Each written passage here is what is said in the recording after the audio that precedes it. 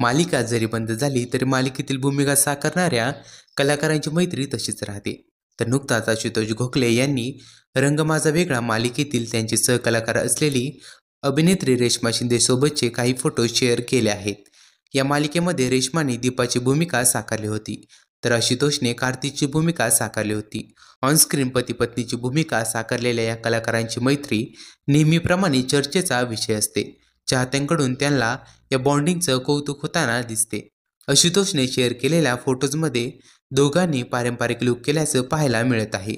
रेश्माने निळ्या रंगाची साडी नेसली असून केसात गजरा माळलेला पाहायला मिळत आहे. या फोटोबरोबरच आशुतोषने लिहिलेल्या कॅप्शन सुद्धा लक्ष वेधून घेत आहे. आशुतोषने लिहिले, दीपिका जानकी झाली, कार्तिक नव्याने पूर्ण विलन झाला, पण एक केमिस्ट्री अजूनही तशीच आहे.